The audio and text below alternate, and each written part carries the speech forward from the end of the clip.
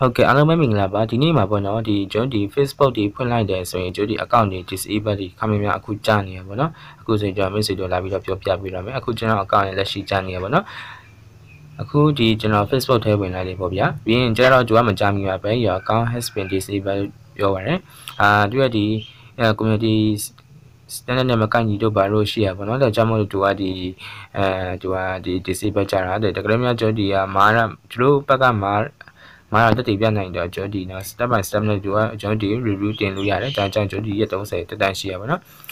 တဆင့်ချင်းတွားမယ်ဟုတ်ပြီဒီညမှာသူကကုတ်ရှိရဖြစ်တဲ့အတွက်ကျွန်တော်ဒီပြအတိုင်းပဲနော်ကုတ်လေးကျွန်တော်ဒီရိုက်ပေးမယ်ပေါ့နော်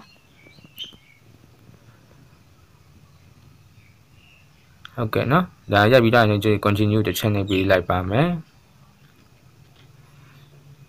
ဟုတ်ကဲ့ပေါ့နော်ဒါဖုန်းနံပါတ်ကတော့ပြန်ပြီးတော့ကျွန်တော် confirm လုပ်ခိုင်းတယ်ကျွန်တော်ဒီပေါ့နော်အတည်ပြုရတဲ့ဘောပါလက်ရှိဖုန်းနံပါတ်ကိုပဲထည့်ပေးလိုက်ပေါ့နော်ဒါကျွန်တော်ဒီတုံးနေတဲ့ဒီ Facebook account ရဲ့ဖုန်းနံပါတ်ပေါ့နော်ဒီ code တွေအတည်ပြုဖို့တောင်းပါပြီးကြရင်ကျွန်တော်ဒီ send login code ဆိုတာလေးကိုပဲတစ်ချက်နေပေးရပါမယ်ဟုတ်ကဲ့ပြီးရင်ကျွန်တော်ဒီဖုန်းနံပါတ်ထဲကိုပို့လာတဲ့ code 6လုံးလေးကိုကျွန်တော်ဒီ enter code ဆိုတဲ့နေရာမှာကျွန်တော်ဒီထည့်ပေးရပါမယ်တကယ်လို့များ code တွေကရောက်မလာခဲ့ရင် resend confirmation code တွေပြန်ထည့်ပြီးလို့ရပါတော့ပြန်နှိပ်ပြီးတော့ code ပြန်တောင်းလို့ရတယ်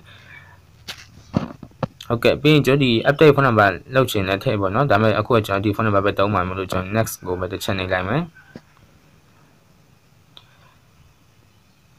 ပြီးသွားရင်ဒီနောက်ဆုံးအရေးကြီးတဲ့ချက်ကြတော့ကျွန်တော်ဒီဘောနော်ဒီကာကန်ရှင်ရဲ့ဒီ account ရဲ့ပိုင်ရှင်ဖြစ်ကြရင်သူကဒီဟိုပါမယ်နော်ဗီဒီယို selfie လေးတို့ကရိုက်ခိုင်းတယ်တန်ချမ်းသူပြောတဲ့အတိုင်းပဲကျွန်တော်ဒီလိုက်လုပ်မယ်ပေါ့နော်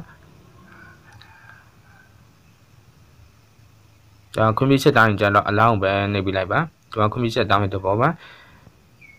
ဒါဒီနေရာမှာဆိုရင်မိတ်ဆွေရဒီမျက်နှာနေထားပေါ့နော်ဒီအဝိုင်းနဲ့ဒါကြီးကတ်မြင်အောင်နည်းနည်းလေးတော့ပေါ့နော်ကိုယ့်ရဲ့မျက်နှာကိုရှင်းလင်းမြင်အောင်နောက်နည်းနည်းလေးတော့ဆုပ်ပေးလိုက်ပါဝင်အဝိုင်းလည်းနေဆိုရင်ကြားနေတတ်ပါလေဟုတ်ကဲ့နော်သူက slowly turn your head to the left ဆိုရင်ခေါင်းကိုဘယ်ဘက်နည်းနည်းလေးလှည့်ပေးလိုက်ပါဖြည်းဖြည်းချင်းပေါ့နော်ပြီးရင် your head upward ဆိုရင်တော့ခေါင်းအပေါ်လှည့်ပေးလိုက်ပါမော့ပေးလိုက်ပေါ့နော်ပြီးရင်ဘယ်ဘက်ကိုထပ်ပြီးတော့ထပ်ချက်ပြန်လိုက်မယ်ပြီးရင်ညာဘက်ကိုထပ်ပြီးတော့ထပ်ချက်ပြန်လိုက်မယ်မျက်မှန်တက်ထားပြီးဖြစ်စီတော့ကိစ္စမရှိဘူးပေါ့နော်သူပြောတဲ့အတိုင်းမှာကျွန်တော်ဒီ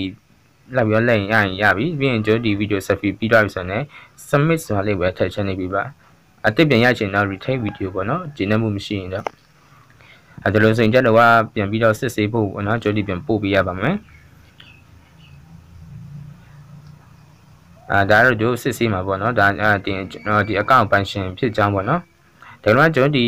စစ်ဆေးပြီးရတယ်ကျွန်တော်ဒီပြန်ပြီးတော့ဖြတ်ပေးပါမယ်ဒီဗီဒီယိုပြီးတော့ရင်ဒီ receive your information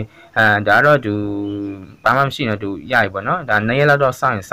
ရကောင်းစောင့်နိုင်ပါတယ်ဟုတ်ကဲ့အဆင်ပြေကြပါစေခင်ဗျာ